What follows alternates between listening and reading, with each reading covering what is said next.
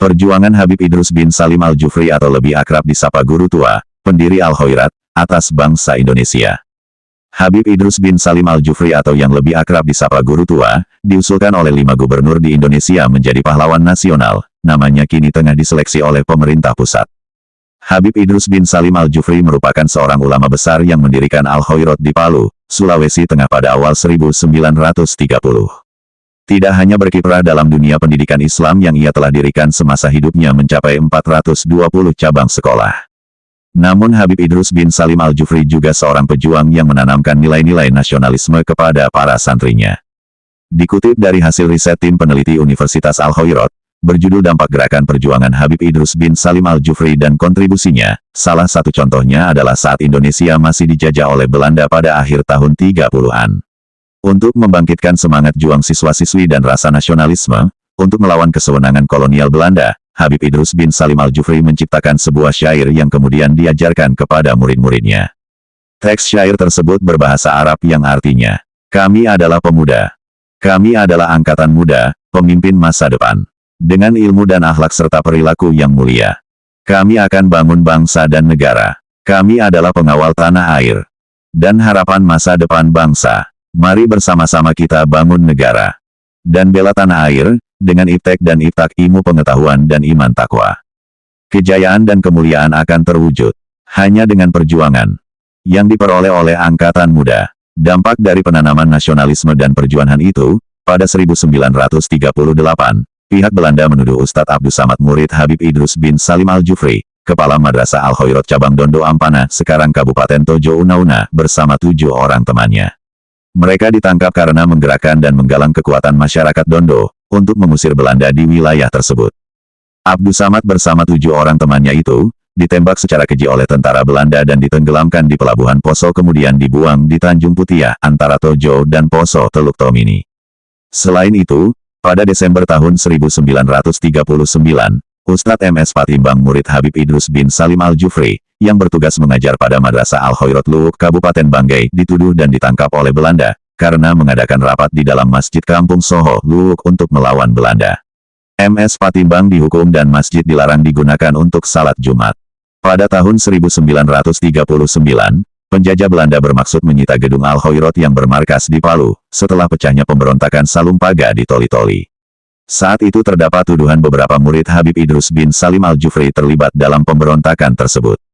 Ketidakpercayaan pejabat kolonial memuncak ketika menemukan laporan beberapa santri dan guru-guru Al-Khairat telah mengambil bagian dalam jabatan Serikat Islam, yang berujung pada tertangkapnya salah satu murid Habib Idrus bin Salim Al-Jufri, M.S. Patimbang dalam pertemuan penyamaran SI di Luwuk, Sulawesi Tengah.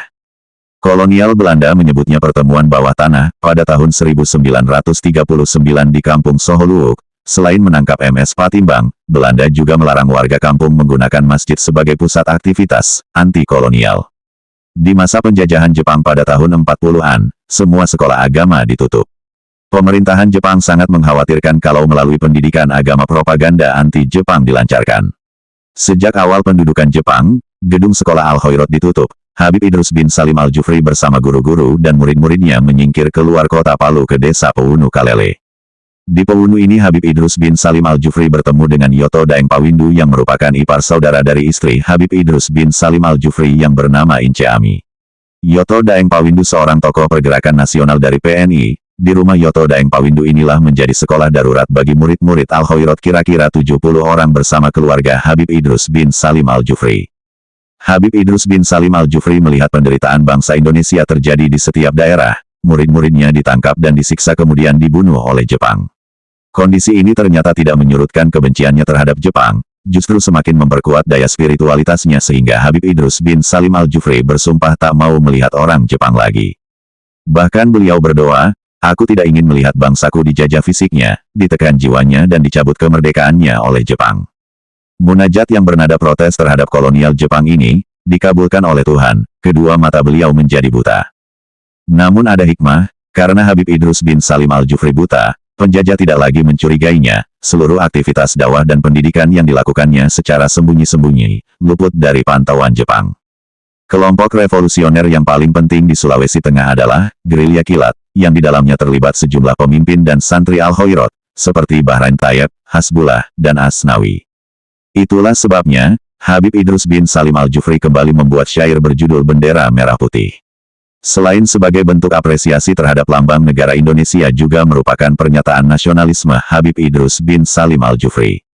Syair Habib Idrus bin Salim Al-Jufri yang membangkitkan semangat dan mempengaruhi perjuangan kemerdekaan kepada murid-muridnya dan masyarakat Indonesia Timur berbahasa Arab yang artinya, "Berkibarlah bendera kemuliaan di angkasa daratan dan gunung-gunungnya yang menghijau." Sungguh hari kebangkitannya adalah hari kebanggaan orang-orang tua dan anak-anak memuliakannya. Tiap tahun hari itu menjadi peringatan muncul rasa syukur dan puji-pujian padanya. Dengan lantang mereka berdoa kepada Tuhan Yang Maha Mulia karena cita-cita telah tercapai dan hilanglah segala masalah. Tiap bangsa memiliki simbol kemuliaan, dan simbol kemuliaan kami adalah merah dan putih. Wahai Soekarno, engkau telah jadikan hidup kami bahagia dengan obatmu telah hilang penyakit kami. Wahai Presiden yang penuh berkah untuk kami hari ini engkau laksana kimia bagi masyarakat. Engkau ungguli dengan tulisan dan politikmu hingga datang berita akan kemenangan. Tidak peduli jiwa dan keturunan mereka korbankan demi tanah air. Alangkah indah penebusan itu. Tampillah dengan bergandengan tangan menuju kemuliaan 70 juta rakyat dan para pemimpin akan bersamamu. Syair inilah yang disampaikan Habib Idrus bin Salim Al-Jufri kepada segenap murid-muridnya dan masyarakat di Indonesia Timur untuk membangkitkan semangat juang, untuk merebut kemerdekaan dari penjajah Belanda maupun Jepang. Pengakuan, semasa hidupnya, Habib Idrus bin Salim Al-Jufri juga memberikan kontribusi nyata, yang sampai saat ini dapat dilihat bukti-bukti perjuangan yang dirintis oleh Habib Idrus bin Salim Al-Jufri sejak tahun 1930 hingga tahun 1945 lamanya sebelum bangsa ini merdeka. Habib Idrus bin Salim Al-Jufri benar-benar memposisikan Madrasah Al-Hoirot sebagai salah satu wadah pencerdasan bangsa untuk menyongsong kemerdekaan Indonesia. Selama dekade tahun 1930 sampai tahun 1969 perjuangan Habib Idrus bin Salim Al-Jufri bersama Al-Hoirot telah berdiri lebih dari 400 cabang sekolah di seluruh pelosok Indonesia Timur. Sampai saat ini, tercatat lembaga pendidikan Al-Hoirot dalam data pengurus besar Al-Hoirot berjumlah 1.653 secara keseluruhan dari berbagai tingkatan sekolah sampai dengan perguruan tinggi. Pemerintah pun menghargai jasa-jasa Habib Idrus bin Salim Al-Jufri dalam perjuangannya. Pada 2010, pemerintah melalui petikan keputusan Presiden nomor 53 TK tahun 2010 menganugerahkan tanda kehormatan Bintang Mahaputra Adi Pradana. Selain itu, pemerintah pusat juga menyetujui perubahan nama Bandar Udara Mutiara dengan menambahkan nama Habib Idrus bin Salim Al-Jufri, berdasarkan keputusan Menteri Perhubungan nomor KP 178 tahun 2014.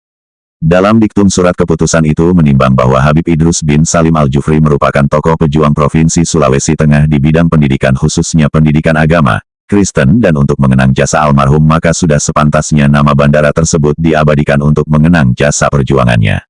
Sejak 2022, pemerintah Kota Palu telah mengeluarkan surat rekomendasi tentang usulan gelar pahlawan nasional kepada Habib Idrus bin Salim Al-Jufri.